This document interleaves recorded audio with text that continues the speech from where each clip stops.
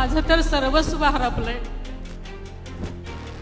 पण लाखोंचा पोशिंदा गमावलेल्या आणि आशेने माझ्याकडे पाहणाऱ्या हे शिवधनुष्य उचलून तुमच्या सर्वांच्या आधारानं मी पुढे चालत राहण्याचा निर्धार केलेला आहे।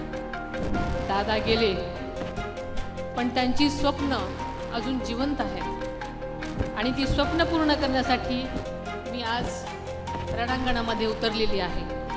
आज मी तुमच्याकडे केवळ मत मागायला इथे उभी राहिलेली नाही, मी तुमच्याकडं नातं टिकवायला आलेले आहे। आज मी इथे उभी आहे महायुतीचा उमेदवार म्हणून, फक्त उमेदवार म्हणूनच नाही तर एक अपूर्ण राहिलेल्या स्वप्नांची जबाबदारी घेऊन। दादा गेले, पण त्यांची स्वप्न अजून जिवंत आहेत आणि ती स्वप्न पूर्ण करण्यासाठी मी आज रणांगणामध्ये उतरलेली आहे। हो, ही लढाई सोपी नाही, पण मी एकटी नाही, कारण मला विश्वास आहे माझ्या मागे तुम्हा सर्व बारामतीकरांची ताकद उभी आहे। ही माती माझी आहे, तुम्ही माणसं माझी आहात आणि तुमचा विकास हाच दादांप्रमाणे माझाही ध्यास आहे। आज मी तुमच्याकडे केवळ मत मागायला इथे उभी राहिलेली नाही, मी तुमच्याकडं नातं टिकवायला आलेले आहे। माझ्यावर विश्वास ठेवा, मी तुमचा विश्वास कधीच कमी होऊ देणार नाही। खरं सांगायचं तर माझं दुःख मोठं आहे।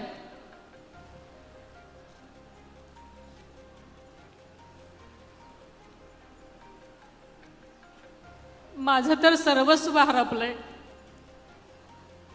पण लाखोंचा पोशिंदा गमावलेल्या आणि आशेने माझ्याकडे पाहणाऱ्या या पोरक्या जनतेकडे पाहिल्यानंतर दादांचं स्वप्न, त्यांच्या कर्तव्याची जाणीव आणि त्यांच्या पश्चात माझ्यावर आलेली जबाबदारी, या साऱ्यांच्या बळावर हे शिवधनुष्य उचलून तुमच्या सर्वांच्या आधारानं मी पुढे चालत राहण्याचा निर्धार केलेला आहे।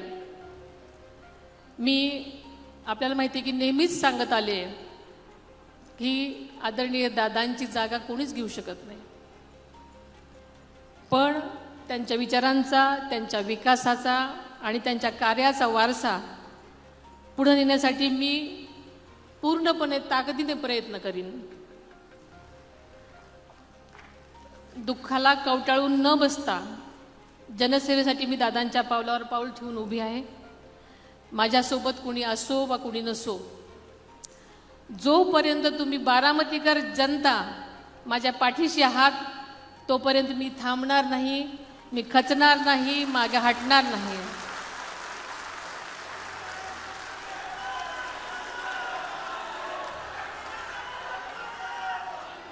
मी एका संघर्ष योद्ध्याची सहचारिणी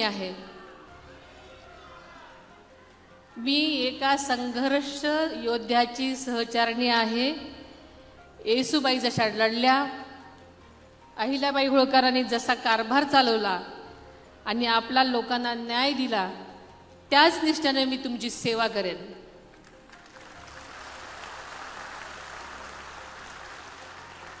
शिवशाहू फुले आंबेडकरांची विचारधारा ही महाराष्ट्राची ओळख आहे। राष्ट्रवादी काँग्रेस पक्षाची सुद्धा तीच मूलभूत दिशा राहिली आहे आणि यापुढेही ती तशीच राहील याची मी आपल्या सर्वांना खात्री देते। बारामती माझी ताकद आहे, तुम्ही बारामतीकर माझी जीवाभावाची कुटुंबातली माणसं आहात आणि बारामती हे आपलं कुटुंब आहे आणि हीच भावना उराशी बाळगून मी सतत काम करत राहणार आहे।